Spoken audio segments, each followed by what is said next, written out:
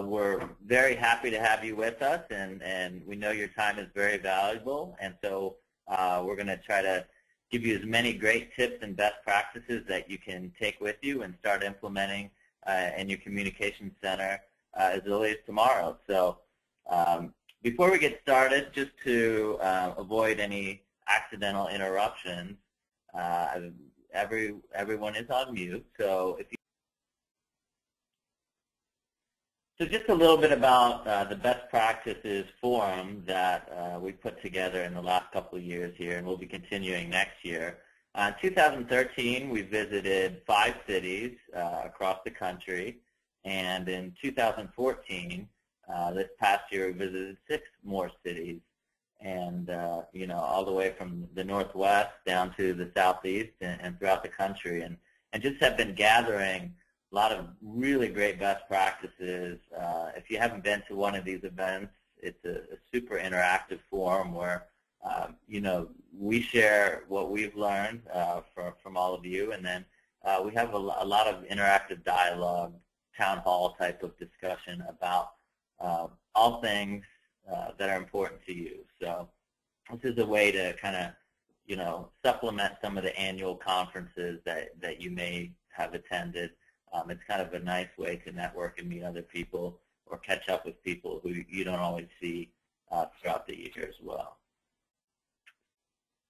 So today's panelists, I'm joined by my colleagues Mark Fletcher from Avaya and Ken from AvTech, and they're both have tremendous public safety experience, and I'll let them tell you a little bit about themselves. Mark has been in public safety, formerly as a dispatcher for many years. He's an EMP. He hosts a weekly podcast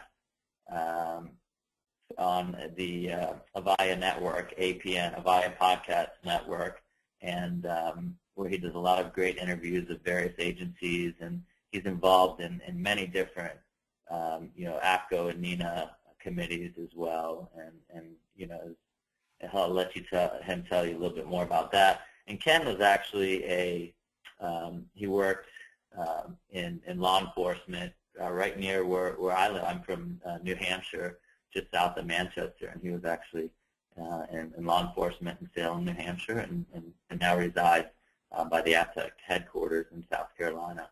Just tremendous experience and had a lot of insights to these best practices as well.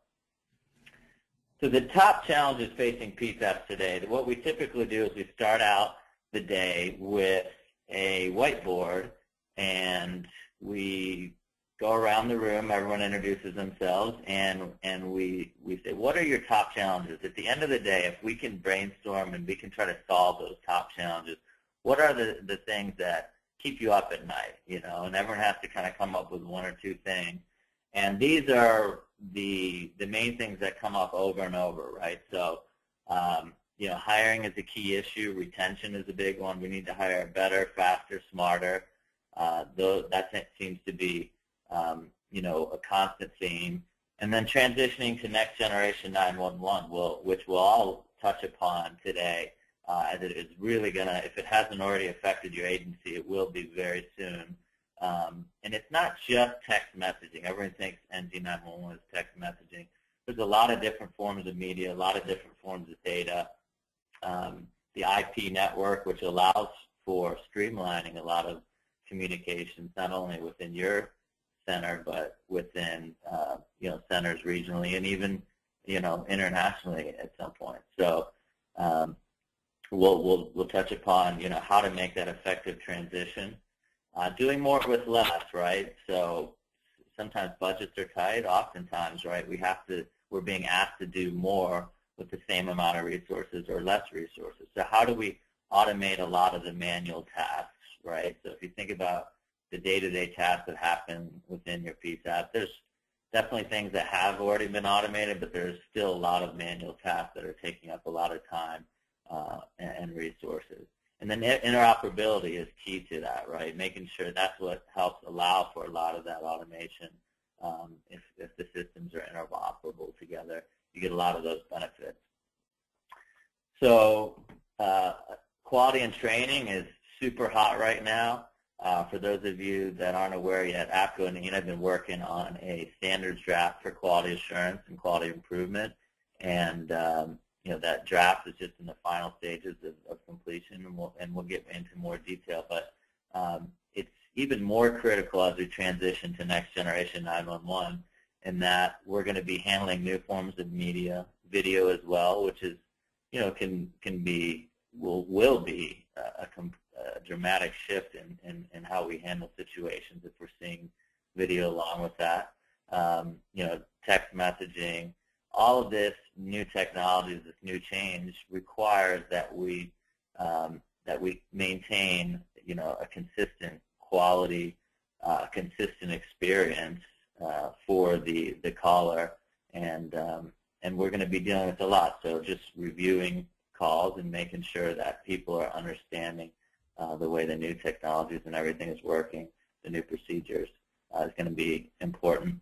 And then employee retention, right? So, hiring on one end all the way through, how do we retain and recognize and reward and incentivize our employees so they're happy, they do a great job, and better experience, right? There's a direct correlation for every 1% increase in employee satisfaction. You'll see that on the other end in citizen satisfaction. So, how do we maintain and improve employee satisfaction?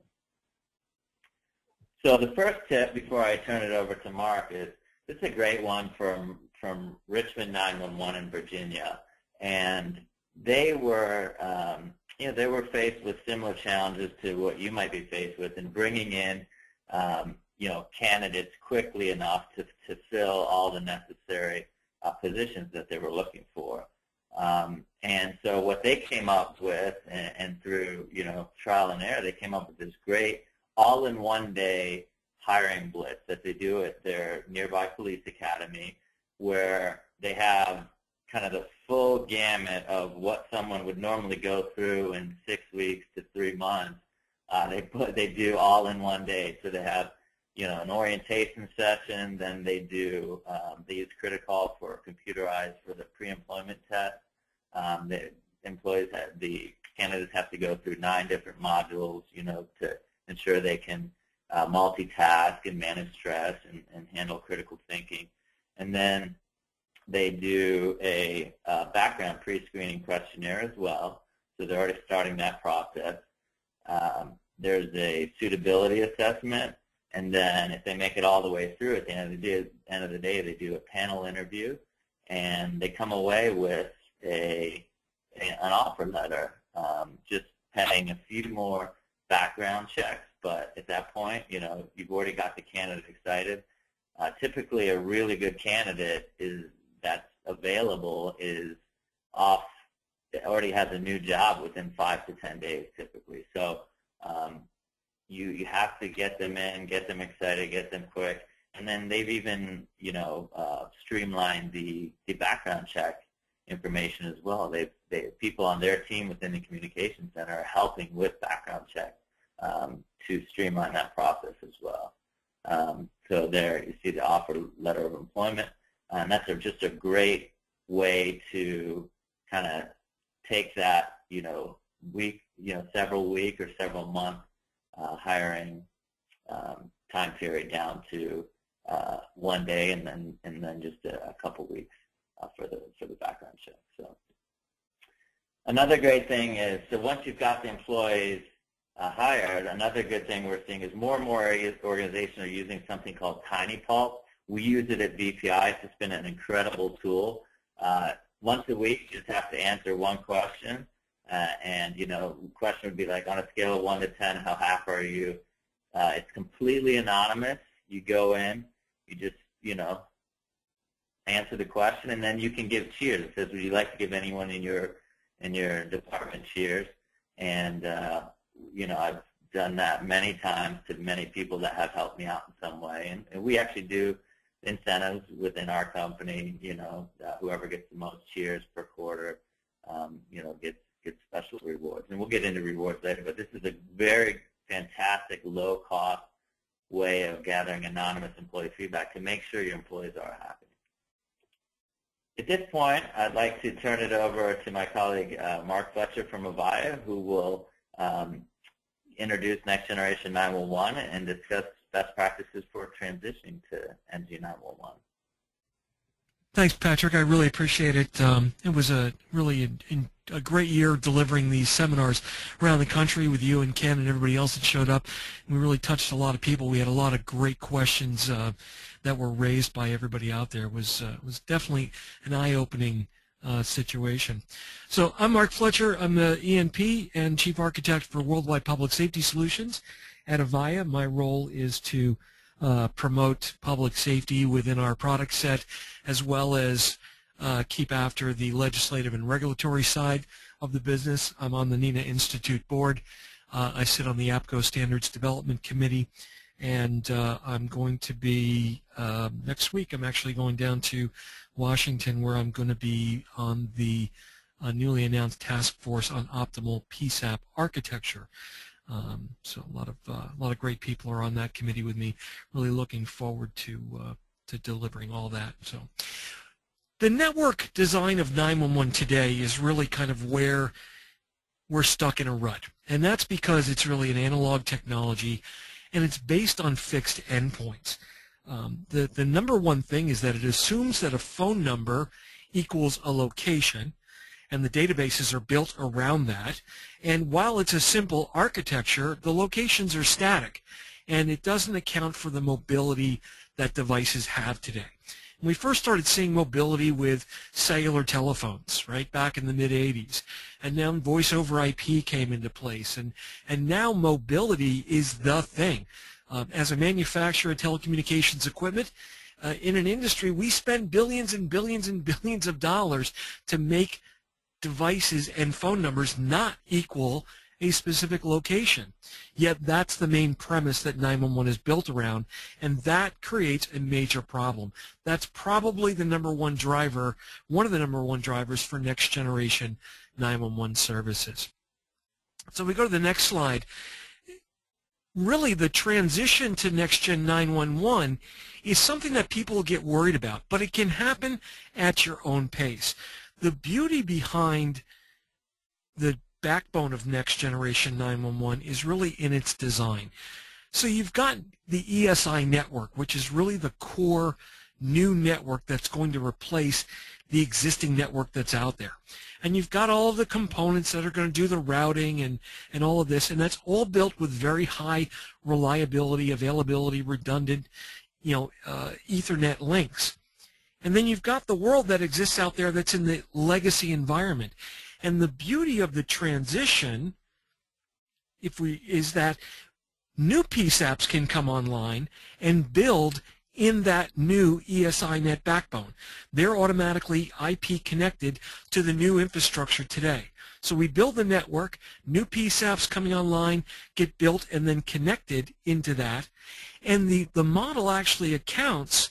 When we build this out here, you'll see there are two components on the legacy side, or really at the edge of the ESINet. And those are legacy PSAP gateways and legacy network gateways.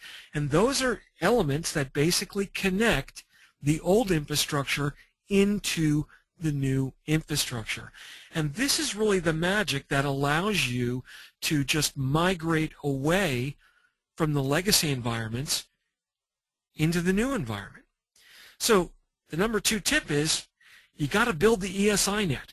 Before you can deliver next gen 911, deliver it, you've got to have that ESINet in place. Now you can start putting your PSAPs online, and when you look for new PSAP equipment, you need to make sure that you're NINA I3 compliant for next gen 911. That's going to allow you to fit into this model, and you're going to either connect in through gateway adapters, or you're going to connect into the new ESINet today. Pretty basic. So we move to the next slide. The compelling reasons to move to next generation 911. People are communicating at different levels today. We've got different parts of government that have to deal with citizens. It's not just public safety. So as we enable this new form of communication, what we're doing is we're adding in the capabilities for citizens to better communicate. Now, why is that important to 911? Well, we see that today with 311 applications. We see that today with just self-service applications and utilizing ways for people to reach out into their communities. The more we can offload the non-emergency traffic, the better, the more efficient we can become on public safety. And people are used to communicating through new forms of communication. It's not just phone calls. It's email, Twitter, Facebook, instant messages, Gmail, Skype. It's a multimedia, internet-enabled society that's coming out. I mean, there was an article in the paper just a couple of weeks ago about someone who was found based on information that was located on their Facebook page of where they were going to go hiking. Now, that's really what NextGen is all about. It's making that information available into public safety. It's automating some of that and doing the work for the dispatchers, bringing what we call a multimodal PSAP interface into play. It's not just a phone call, it's other references, it's other information that's out there. It's also better usage of agency capabilities. Could be language assist, specialty agencies, or even social services. At some point in time, 911 is going to be just the indicator of who I need to get the session or communication session to, because that's what a person dialed. Today we're always concerned about, don't call 911 for your non-emergency stuff. And the main reason for that is because there's a limited number of 911 trunks coming in. Got to keep those open and clear for the emergency calls. So as we move to next generation 911 and we move to this IP-enabled environment, it all comes in on a big data pipe. And I really remove the limits for 911 calls. I remove the limits for 311 calls. I can take this much traffic into my center. I really don't care what that traffic is. And that allows you to become more efficient in the overall processing and the way you take your traffic in. We go to the next slide. Next generation 911 is all about utilizing what we call additional information that's provided through the network from the originating devices. The additional information could be location information, floor plans, multimedia, video feeds. And the key question is, what are the current and future infrastructure capabilities to route that based on the additional context? It could be something as simple as a language indicator in a profile. I speak Spanish. I need a Spanish-speaking call taker. Or I've got a video American Sign Language call coming in. Great. We either need to engage in video interpretation services, or maybe we've got someone in our agency that can act as a video interpreter. Or, as my network expands out, maybe I can borrow a resource from a close-by agency. So we talk about mutual aid all the time when we're talking about the physical assets, police cars, ambulances, fire trucks. What about mutual aid for dispatch? Right? I've got a skill set, whether it be a language, video interpretation, or some other specialty that another agency can provide. By being in a large collective environment that can easily collaborate and share, we can now start sharing resources. And that's, again, it's all based on the information. How do we build the networks out? What does the new network architecture look like? Really, the magic in this is in the NENA i3 model. And this is where each individual county, agency, state, there's really no boundary here. It's whatever makes sense for that particular geography. All of the networks build out for their local environment. And then through a collaborative conferencing model, all the agencies are interconnected with each other. So it's truly a network of networks. And that's what the term internet means. So we all know the internet as a thing, and we, the internet is Google and everything else, but an internet is a network of networks. And that's what NINA I3 is really about, creating the network of networks. So today you can transfer to agencies that are on your selected router, and that's a very limited geography. If I'm in New Jersey, I'm not going to be able to transfer a call to a PSAP in California, except over a 10-digit line that I may or may not have. And then when I do that, that's not really going through their 911 network. So they may not get things like Amy Alley screen pops. But when we do collaborative conferencing through an internet of networks, again, I can transfer an incident from anywhere to anywhere that's on that network. Right? So we bring the call into the cloud, we route it accordingly, and then we can transfer that call. So moving to the next slide, another thing that the collaborative conferencing gets us, drilling down into the more local level, when I have a call come into the 911 cloud, the next-gen 911 cloud, I've got the caller, I've got the additional data, and maybe I've got some SMS or MMS messaging that's associated with it. The first thing I do is I anchor that caller in a persistent collaborative conference, and the system examines the information.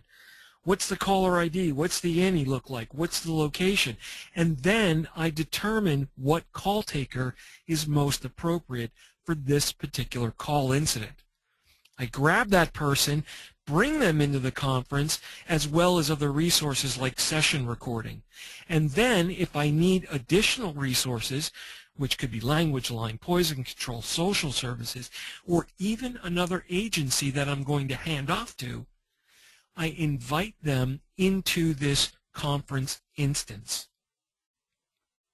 By doing that, I bring the caller in and I anchor them in a specific spot, and they don't move. The value here is that all the data that gets collected with the call delivery, or all of the data that gets added to the call during the life of the call, becomes persistent. It stays with that anchored call. So now when I invite in the other agencies or the additional services, everybody has access to everything that has been collected for this call. And the collaborative conferencing environment is really the most innovative thing about the NINA I3 model, because it allows all agencies to collaborate with each other, share data with each other, and really opens this up into capabilities that were just never there before. And again, utilizing resources that were out there. So let's look at a use case on next generation 911 and how this would work on something that you're very familiar with. So today there's a motor vehicle accident, and the call goes from OnStar to the OnStar call center up in Detroit or down in North Carolina or wherever that particular call center instance happens to be. They extract all the information out of the vehicle, they run their models against it, and then they place a call into the proper PSAP and hand off all this information, the delta V, that they've, number of occupants, whatever they've got, verbally to the call taker. Well, let's step ahead into next gen. OnStar gets that crash notification into their network, and they still extract all the data out of the vehicle, but now instead of calling a PSAP, they feed this event into the next-gen 911 network, where it becomes anchored in a conference bridge. Now the next-gen network takes over. Great, we need a call taker. Okay, this is the call taker we need based on geography. Bring that call taker into the conference. Now they've got all the crash information that's been collected. Based on that information, maybe we can see that it was a high delta V, overturned vehicle, crush zones have gone off, indicating there's an 80% probability of lower extremity trauma, and this is probably going to be heavy rescue. Well, we can, attached to the ESI network, could be local health services. And at the same time that we're establishing communications with the PSAPs, we could be providing trauma resources a heads up. Hey, we're going to have something coming in here that's pretty serious. We're going to need a trauma room. We're going to need a doctor with these skill sets. You might want to get the helicopter warmed up. And whether it's dispatched or not, we're talking about policy here, right? But we're talking about getting the information to the people who need it. Now, when paramedics arrive on scene, everybody is on this network. Everybody is sharing all that data. And all the telemetry that they're collecting is available to everybody. So people can start making intelligent decisions. And maybe based on that accident, you know, other major events are going to go to another hospital. Another great example is to better serve callers with disabilities. So a call initiates what we call a total conversation call, a next-gen 911 call. They've got a profile, or their device has indicated that this is a person with a disability. I need remote video interpretation. Great. So the same thing happens, comes into the network. We anchor it in a conference bridge. We know we need a PSAP call taker. We know we need recording and logging. So we apply all that, and we go out and we grab a video remote interpreter, whether it's someone in our agency, someone we're going to borrow from an agency, or an outside service that we've contracted with. They become a member of this conference bridge. Now, the cool part about this is the PSAP call taker now has the ability to view the video from the person originating the call. The PSAP call taker now has the ability to hear the information coming from the initiator of the call. And we all know there's audio clues in the background, there's visual clues of domestic violence, there's all kinds of information that you're not getting today. And those are the reasons for bad dispatch, you know, for not understanding, you know, was there a domestic? Is there a weapon laying on the table? You're relying on the video remote interpreter to see it, translate it, and there are privacy laws that come into play. They're there as a video remote interpreter. They're allowed to interpret. They're not allowed to make judgment on what they see. And so a lot of that's hidden from the dispatcher. So really what this lets us do is it lets us consolidate virtually. It allows separate locations to start working together as one big communications center. This lets us share the technical resources and the expertise without the stress of physically picking people up and then putting them in one big building. Most of the PSAPs that are out there, like 80% of the PSAPs, are 4 people or less. In a lot of places, there's 1 or 2, and they may be the records person, or they may be the jailer, or they may have some other job. By building a large consolidated network, but letting the people stay where they are, it allows us to utilize all of these things. Utilize all the resources, back people up, and it allows the smallest center and the largest center to have a common technical resource.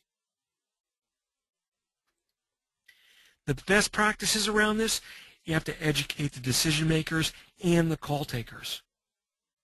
You have to have great network engineers that are technology savvy and, you know, from a telecommunicator perspective. We've got to really focus on the interfaces. So one of the things that can also be empowered with your team is from additional information. You've probably seen the Smart 911 in the industry. If you haven't, this is a great way of getting information. There's a picture of my profile. This was down in I forget what PSAP. Oh, this was in Nashville, just outside of Nashville, at the NENA conference last year. I'm standing in the PSAP, and I made a 911 call there, and this is what came up on the dispatcher's screen. So it shows that I have medical records, and there's pictures, and there's additional information about my Smart 911 profile. And I believe if you go to the next slide, one of the pieces of information that I have in there is a floor plan of my house. Not that I've got a huge estate that it's difficult to find me.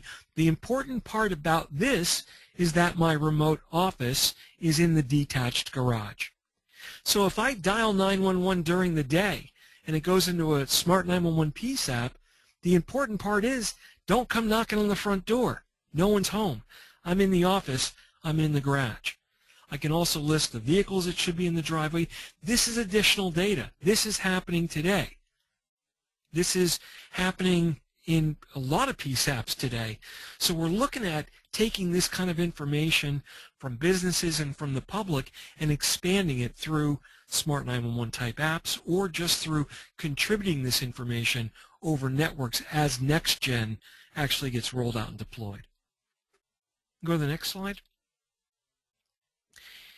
One of the things that you have to do with this is prepare for the visual trauma. So you've got to periodically screen and promptly treat the call takers and dispatchers where it's justified. There's going to be more emotional preparedness and mental toughness training that's made available to these folks. It's bad enough when you take a call in and it's someone you know or it's a family member. We see that in the news all the time. You're now potentially going to see live video from horrific incidents. You've got to be concerned with, am I going to show PSAP video to the person calling 911? There are times when seeing a dispatcher may actually help calm a situation. There are times when you may not want that video seen. But the dispatcher, if they're going to be seeing live video, yeah, look, the guy's decapitated. Oh my God, there's blood all over the place. You got to be careful. This is going to really require a whole extra piece of visual trauma. So you've got to nurture the peer support, and now it's more important than ever. So that's it for the best practices from our perspective on what we fleshed out of this. Great. Thanks so much, Fletch. That was fantastic information. At this point, I'd like to turn it over to Ken from AvTech, who will be discussing IP dispatching and interoperability best practices for dispatch centers. All right. Good morning and good afternoon, depending upon which time zone you're in.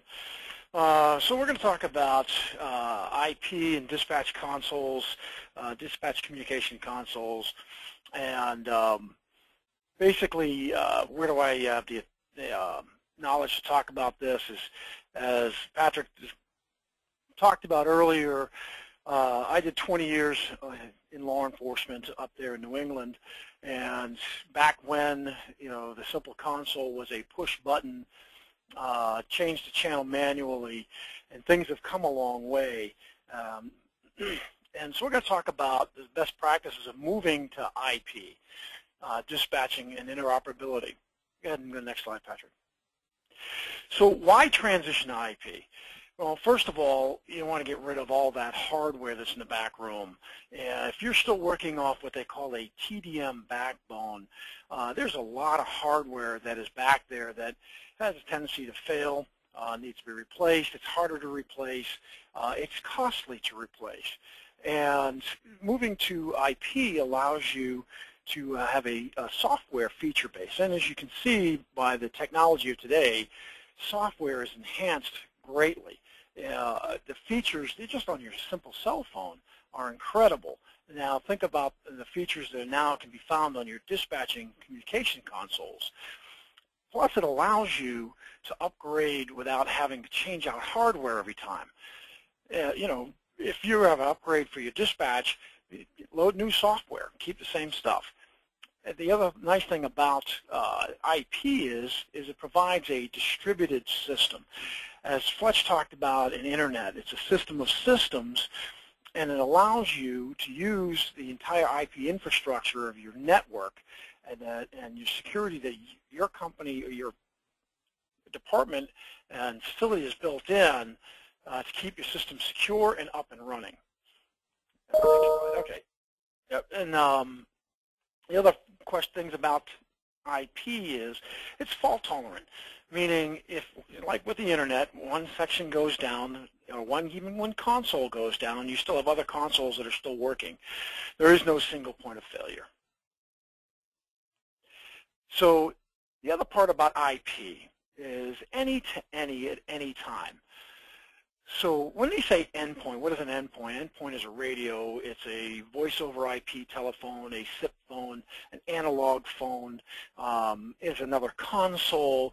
It's trunked, conventional, P25, DMR, motor turbo, all those. So any to any means that your console, if you're using IP, has the ability to talk and patch these endpoints so they can talk to each other without having to change channels, without having to do any type of manual switching of equipment on their end or your end. It's just simple touchpad stuff. There is a massive cost savings if you're using leased lines and going from that TDM background into IP allows you to migrate from those leased lines.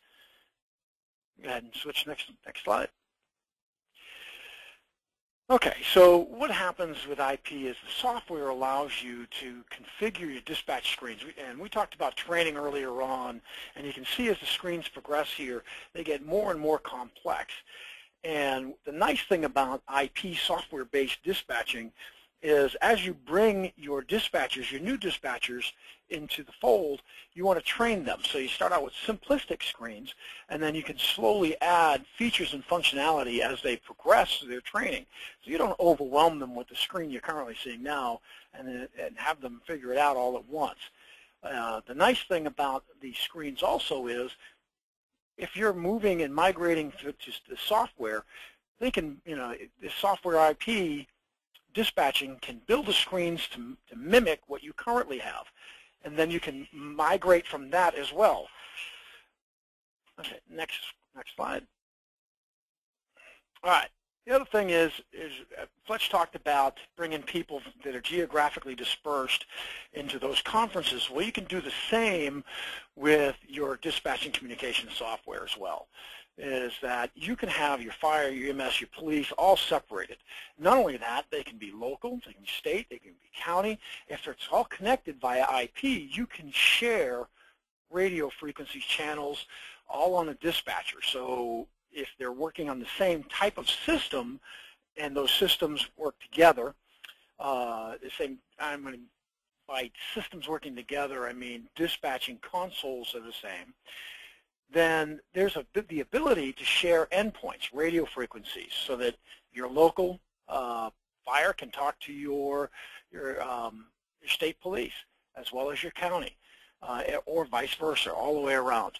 So with IP, it allows the ability to have geographically dispersed connectivity, so that if you do have, say, a car chase that is going from one county to another, one state to another, if they're connected in that way, you can continue the radio communications and monitoring all the way through. Next slide. So if you haven't moved from the traditional TDM radios and you're looking at IP, you need to bridge that gap between assumption and fact on what you need to look for when you're going to be upgrading to an IP console. So one of the things is whether or not you want to look at proprietary or open dispatch consoles. And with proprietary meaning it's locked down by whoever the console provider is. It's a single source to deal with. Training and services, minimal configuration are some of the advantages to deal with, but there are also some disadvantages to that too. I hit the slide, next slide. There you go, disadvantages. Problem is it is less flexible. You're locked into a particular system. There's contracts, there's training, additional expenses. If you're working with a proprietary console vendor, you are locked into that person's cycle. Any screw, nut, bolt, cable, anything has to come from that particular vendor. And now, again, that could be an advantage because you only have one person to deal with, but it's also a disadvantage if you're not happy with what you're getting or the cost is high. Go ahead and go to the next slide. So the other option is an open proprietary vendor, and numerous support qualities. Support for LMR, using your network. You don't have to have a vendor come in and build a network which costs you more. It supports standard COTS hardware, stuff that you can buy off the shelf.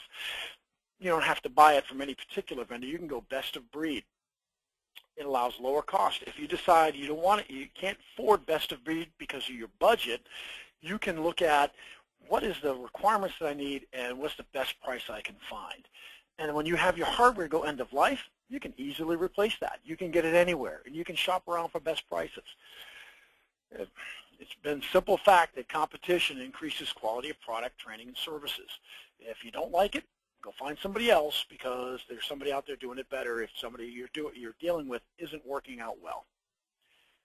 But there are some disadvantages to open as well. Implementation requires configuration of various components. You have to make sure that they all work together.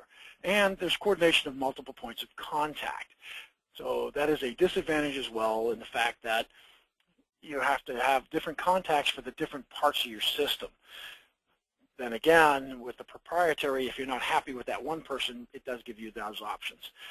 So what do your dispatchers need? We talked about training as one of the issues, and they need standardization. Ability to limit that training, ability to get up to speed faster. So with an IP dispatching console that uses this configurable software, you can get them up to speed faster because you're going to slowly build upon what they've learned and then continue that progression. And some of the tools that they'll need when they're going through it is configurable graphic user interface, telephony, console of consoles, facility intercoms, timers, IP cameras. All of this technology is now built into these IP console systems. It's not a simple push button that's on the desk anymore with a microphone. These are things that your dispatchers need because, as Fletch talked about, there's a lot of information coming in now. And there's a lot of things that you're going to have to do with it. Maps, diagrams, alarms. Go ahead and go to the next slide. So when looking at your consoles and the different things that you need, one of those is wireline or wireless. And most people think, well, I want wireless because my cell phone's wireless and my old hardline phone was wireline. Well, it's not necessarily the way that works. Wireless means a serial or a USB connection to a control station. You don't get as much functionality out of that. But wireline is a direct Ethernet connection. It takes the power of IP and it connects it directly to the radio infrastructure, and it allows certain aspects. Now, wireless allows you to connect to proprietary or legacy equipment, which is great if you're migrating from an older system to a newer system where you want the wireline. And it's also great if you have no wireline access to a disaster recovery location. And if you want to set up a disaster recovery location, really in a snap, you can use the wireless access. And it's very simple to set up for a limited scope. But there are some disadvantages to wireless as well. Access to only a few talk groups, so it is limited. You don't get the full functionality of all the radio infrastructure. Radios and P25 standards are requiring a lot more out of your radios and your dispatch consoles. And with wireless, you're not going to get that. Right? And again, big thing, consoles may not have priority, which means when they transmit, they may get overrun by what the field units are saying. So advantages of wireline: you get a larger feature set, console priority. There is really no risk of RF coverage loss because it's through IP, it's through the Ethernet. Okay, a lot of your backroom equipment is reduced down to the bare minimum. It's very simple to configure and scale. And that's the big issue right there, scale. As it allows scalability so that you can add more and more systems and radios to it. However, like anything, there's the other side of the coin. We have disadvantages. You may not get access to a disaster recovery location. There may not be Ethernet available. Your network may not extend out that way when you're looking at a white powder or a black hole situation, and you have to immediately set up. And it may not connect to all proprietary and legacy systems. For those of you using some of these, there's a larger vendor out there that is very, very proprietary and locks you in. Sometimes the wireline connection doesn't work. So thinking about IP dispatch consoles and understanding what are your disaster management plans. You know, most people think I'm just going to use a portable radio. Well, wouldn't you want all the functionality of a full dispatching center that you can grab into a dispatch console system for your disaster recovery?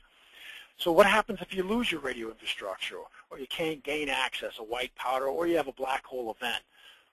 Have you thought about the plans that you're going to be doing for that and setting up? IP dispatching console systems allow for you to take advantage of all the dispatching functionality in a regular console at a DR spot. So when you look at this slide here, you can tell because it's IP, you have various dispatch centers, you have a backup dispatch center. You can even have your data center so that your recordings and all your audio recordings with metadata are what they call data vaulted off at a separate location, so you don't have to worry about it. They can be replicated out. You can have remote locations. One thing that's not shown on here now is with new technology, and tablets allow the ability to have dispatching consoles mobile on a tablet over LTE or wireless throughout the building. So with a supervisor walking around with a tablet that has access to 4 dispatching channels, in most cases at this point, wirelessly throughout the building can monitor. And you can also take that and put it on LTE now and leave the building for command and control centers at major scenes. But what happens if I lose part of that? Hit the button. And you lose that. Well, you still have 2 remote centers to back things up. And even if you lose a tower, the fact that they connected IP to a larger WAN cloud allows you still to have communication aspects to all your other units. Next. Okay, so if you have an IP console, and it's an older one, and it's still got some TDM stuff to it, and doesn't have all the facts and features to it, there are some ways to improve that console. USB jack boxes are coming out. A jack box is something you plug in your headset to. So it makes it easier to plug in, plug out. They have different USB ports on it, so a supervisor can listen in. A trainer can sit next to a trainee, and they can both have control for audio splitting. Ring-in use indicators. When you're dispatching IP console will let this light go off to say, I'm on a call. Don't bother me. Okay, I am busy, or I'm available to take calls. There's integration of third-party apps between instant messaging and GPS that can play into IP consoles because it is IP. You can bring in web browsers right onto the screen and have the functionality of the internet, depending upon your network security protocols, all the way down through searching Google and YouTube. Now, and I know nobody wants to authorize that, but it allows you to bring in GPS software and all those things. Flexible resolution of screen size. Some dispatch centers have massive screens on the wall. Some have 2 screens on the desk, and you want to span it across. So you need to have flexibility of screen size. There are plenty of solutions out there that will help you take and do that with your existing console. Adding a third-party computer-aided dispatching system to it gives you additional functionality to add certain things. Those are the best practices for IP consoles and dispatching interoperability. And that's what I got. Go ahead, Patrick. Thanks so much, Ken. I really appreciate that, and there's just some amazing capabilities really worth looking into. At this point, in the next 10 minutes, or we might go a little bit over for those of you that can stay with us, we're going to talk about quality recording, quality assurance, and quality improvement best practices that were shared at the event. So first best practice, and Fletch hit the nose on the head with, you have to make sure all your technology is I3 compliant. From a recording perspective, right, as a recorder, we are the catcher's mitt. We're catching all of this information, this data, the communications from different devices. What the standard says, it has to be open standards, non-proprietary hardware and software. That applies to virtually all technology in the I3 spec. We have to record all forms of media in the same system. We collect additional attributes from the ESINet, so a lot more metadata that we can use to search for calls, where CAD data and case processing system data as well. Record and track transferred calls, which is nice, right? We have as Fletch mentioned, there's this PCI conference bridge, which makes recording, quote, transferred calls. We're not necessarily always transferring calls. We're bringing people into that conference bridge and just continuing that recording there. It makes that a lot easier. And then, there's a question about security, and the NINA I3 spec really hammers in on security as well to make sure everything's authenticated from a voice and data perspective as well. So a great best practice, which many PSAPs are starting to do, is integrate the recording system with the CAD system, right? So just tag additional data from the CAD system, like incident ID, incident type, maybe the location, maybe it's typically more accurate in the CAD system, incident severity, any kind of notes, anything you want to tag from the CAD system to the call recording can now be done. Now that can all be used in searches, and it can also be used to create rules for which calls you want to evaluate. Maybe certain incident types are more important to you and your agency, maybe certain incident severities, things like that. So it's important that we kind of think beyond QAing EMD calls. So we spend a lot of time, typically we start with EMD just because there's been more standards around QAing EMD calls, but fire calls, police calls, even non-emergency calls, it's important to QA those as well. So the public expects it. They don't place a higher value on just the EMD calls. And there's a lot of value in QAing different types of calls to ensure that we are implementing the right processes and protocols. So some of the quality assurance standards out here, I won't read them all, but the third bullet here, the new APCO QA/QI standard that's in draft format, it's on the fast track to becoming ANSI certified. It's not a required standard, but it's highly recommended. In the draft, it says, we should evaluate at least 2% of all calls, and then all cases, all high priority incidents involving catastrophic loss or high acuity events ASAP or within 5 days, right? And you may be saying, well, how am I going to do that today, right? We don't have the resources to, we're lucky if we can do one call, per call taker per month, or, just the high priority incidents, right? So typically what you want to do is try to automate as much of that process as you can to be able to achieve this. So Fletch is actually on that development committee. So thanks, Fletch, for helping put this into place, and we're really looking forward to the final version here. But just to show you kind of how workflow in QA typically goes today, and this may look really familiar. You search through the CAD records. There's a sudden emergency, right? Something comes up. We could begin to search in the logging recorder. So we're trying to find a certain incident or a certain call, and we go look it up by date and time. There's a few data elements. There's typically not too much to search by.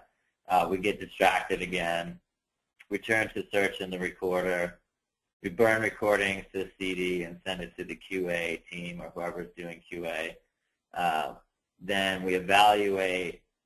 We score the call in typically in an Excel spreadsheet. Supervisor gets a printout of the recommendations, and then the call taker receives instruction. And even though I just covered it in a minute, it typically takes 3 to 6 weeks, right? So by the time the call taker receives feedback, they've already most likely forgotten about the calls that you've evaluated. So it's important to speed up this process and deliver feedback in a more timely manner. So how do we do that? What are some of the ways, and how do we achieve, the 2% of all calls and 100% of high priority calls? And it goes back to tagging CAD data to the call. So if we can have the calls flagged as high priority calls and have the incident type tagged to the call recording, then we can schedule rules. And we call these business rules that automatically schedule a random sample of 2% of all calls to be evaluated and 100% of all high priority calls.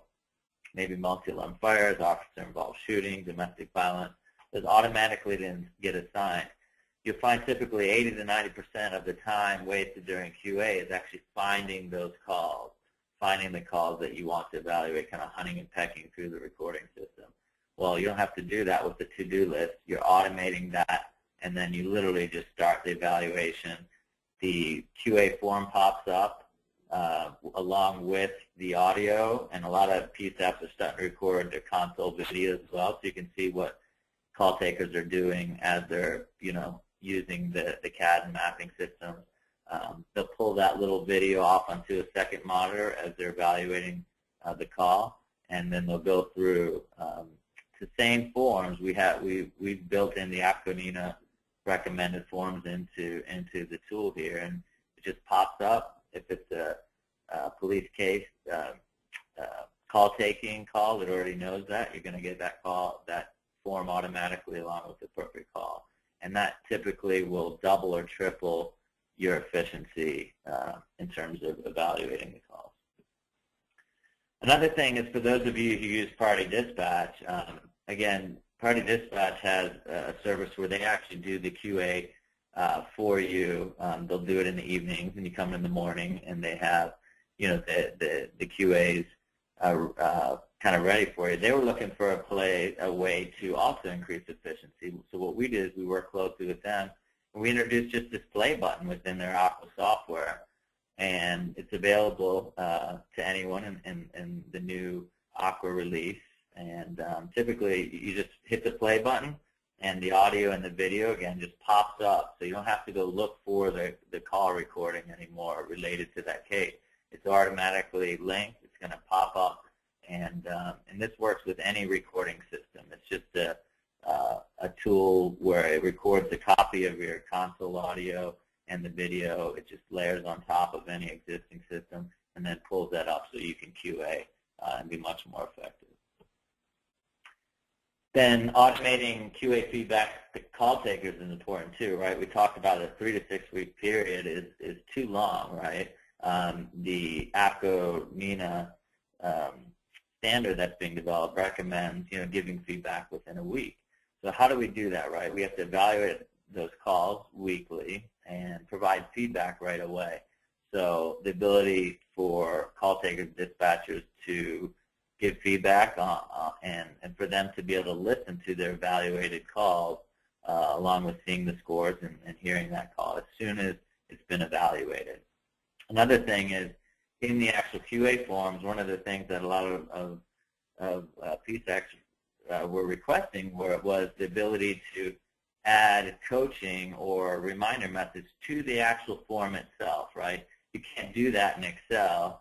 You can't add, a coaching assignment that's automatically going to get triggered. So we ended up adding it here in the tool, and basically you add an action, and if they get that question wrong, then it's when this question's scored by the QA person or the manager who's listening and evaluating the call, they'll automatically receive either a reminder message via email or a little coaching assignment that they can take based on that question, that skill that it was associated with.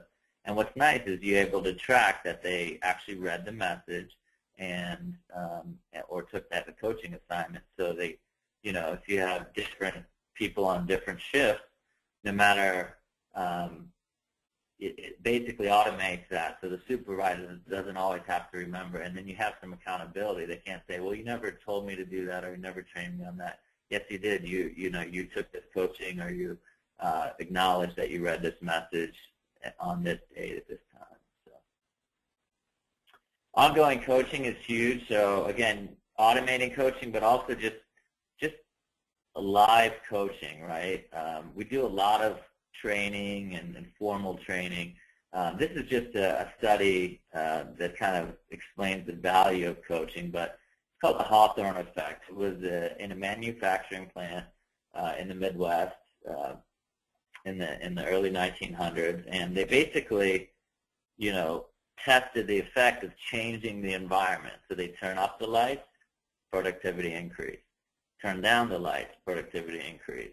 They changed the way the office, the workstations were set up, productivity increase. And no matter what they changed, regardless of the change, they saw an increase of productivity. It was a short-term increase, but it's kind of showing the effect of if you're continuously coaching, and there's a formal process for that, and the best supervisors do that naturally, then you're going to see this constant performance improvement, and employees really like being coached and recognized, and it shows that they care, and that's really what people respond to best. I know we're at the top of the hour. I apologize, we're a little bit over. I'll try to get through these last 6 best practices as quickly as possible. So allowing call takers to flag calls for your evaluation. One, for coaching without scoring, right? So not all calls need to be scored. Maybe I'd like, as a dispatcher, there's something that I was unclear about. I just want to flag my call real quick, right? And a lot of the recording systems have little tools that allow you to flag calls while you're on the call or right after that call. And I would just like some feedback, from the supervisor on how I could do better next time. That's a really great way to kind of get them to buy into the QA process. We've seen PSAPs, shared they were doing, Winter Olympics, right, or Academy Awards, and basically they would create a competition for a month, and they had all these different categories, right? So just the funniest calls, the different types of incidents. They create categories for, like, best, multi-alarm fire, and then they had different types of calls categories, and then call takers and dispatchers got to submit their calls to that category, and at the end they had gold medals for each category: gold, silver, bronze. And then they also did, one piece that did it with Academy Awards. I said that was a really kind of creative way to not only, get people engaged for that month and really, get the performance up, but also they created best practice call libraries. Now they have all these really good examples of all the different incident types that they're able to use during training, initial training, and ongoing training.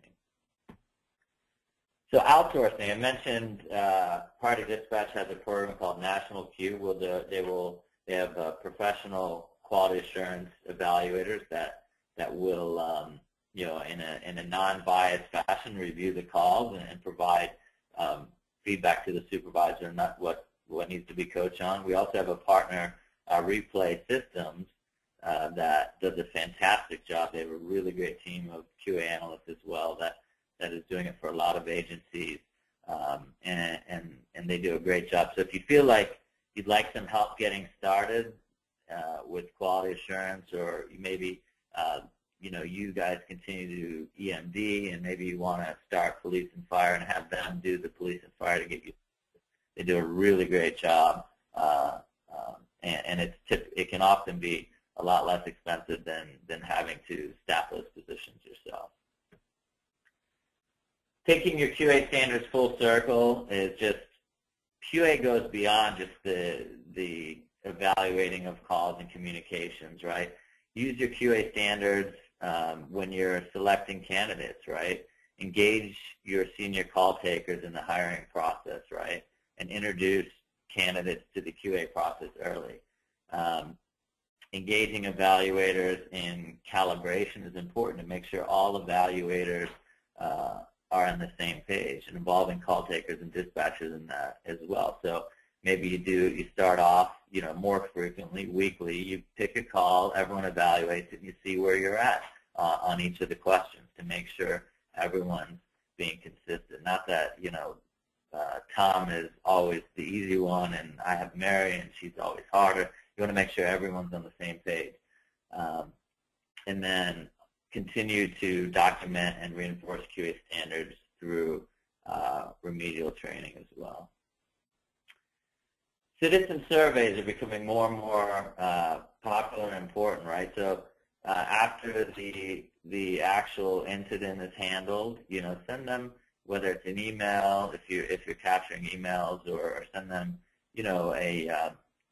a brief survey in the mail, and just get feedback, right? This is going to allow you to improve your operations, and then follow up any issues that you receive with a personal call. It makes a huge impact. You'll see, even if just in general with customer service or citizen service, if you've had a bad experience anywhere, think of in your personal life, and someone follows up with you, you're likely to be even more loyal than you were because they actually took the time to try to correct the issue and speak with you about it. Speech and text analytics is also gaining a lot of traction. It's been used in the commercial in the business world for about 10 years now, and it's really starting to make its way into public safety and security as well. Basically what it does is it translates all the audio into an index that can be searched upon. It's not a transcription, so you're not going to be able to read it per se, but you're able to search on it, and the system knows how to read that index and search for keywords, phrases.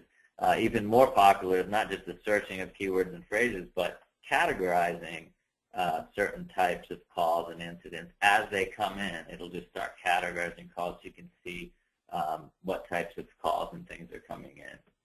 Just a case study related to an agency in Pennsylvania. They use speech analytics to categorize calls containing the words both porch and fire, and actually found a number of other addresses that had similar crime scenarios.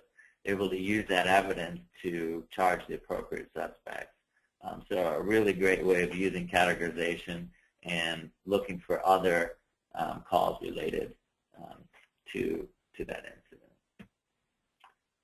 And the last best practice we have is retention and recognition, right? So huge turnover within our industry at 19% annually. People want recognition. Salaries, important, right, for day-to-day living, but recognition is what we really crave most. Managers have to be cognizant of recognizing jobs well done. If you think about it, right, if you've ever left a job, most of the time you're leaving your boss, not the actual job. So we have to be very aware of that just in our day-to-day coaching and training.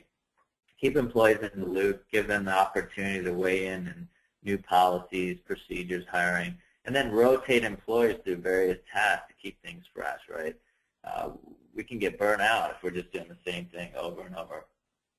Training is a great way to motivate and reward. This webinar will be available. We'll send you the link to the recording. So, allow your team to spend, an hour and 15 minutes, maybe over the course of a week to watch this. And maybe there's certain parts you'd like them to watch. Training is a great way. These state conferences, these public safety forums that we'll be hosting throughout the country this year, and we'll be sure to send you a schedule of the cities and dates. And training the trainer is also great. It empowers people to be mentors within your organization. Field units, this came up over and over. The agencies that had really good partnerships with their field units, whether it's police, fire, EMS, having the law enforcement team come in to cook and serve food for the dispatchers, going out with the actual team out into the field, and then having them come into the dispatch center taking pictures. You know, sometimes the dispatchers, unfortunately, get forgotten, right, when there's something heroic that happens. But every once in a while, you'll see something in the media where the dispatcher, you know, is really recognized, and a lot of the field units in those areas are doing a great job kind of bringing them into the fold as part of that team that made the rescue or whatever it may be. That person, you know, in the comm center is never going to forget that for the rest of their life, and will most likely be a very loyal employee. So this really helps, and something that you have to kind of proactively engage with your field team and get them more and more involved. Developing a local relationship with the local media as well is important to continuously have an eye on what's going on and the improvements you're making, especially with Next Gen 911. It's just a fantastic opportunity to get more media exposure for everyone on your team. Peer recognition is great. Put this the firefighting the Dalmatian dog. Just a great way, very low-cost way is, you know, one agency had basically everyone got white dogs, and they gave out, you know, 20 or so spots to everyone within that comm center. And every time a peer did something helpful or well, they could recognize their peers. And the person with the most spots on the dog at the end, you know, got recognized and got a nice little award. These pins are really popular as well. This is, you know, little 911 pins or things like that, where supervisors or peers can give them out for recognition. It's just great. So just, you know, rewarding top performers, and peers sometimes identify them, and even those rewards are sometimes even better received by peers. And that's why that Tiny Pulse application that I mentioned in the beginning does so well, because it's kudos and cheers from peers. Well, thanks so much. Apologize again for going over today. I know there's a lot of great questions. We'll try to get those answered. We'll actually put them on a blog, so all your questions we'll answer kind of in a blog article format, and send you to link to those questions and answers. And on behalf of everyone at VPI, Avaya, and Avtech, we really appreciate your time, and we hope to see you, you know, either at one of these public safety events or a conference, or even, you know, at your agency sometime this year, and get to know you and help solve some of the challenges and issues you may be facing. So thanks so much, and have a wonderful afternoon.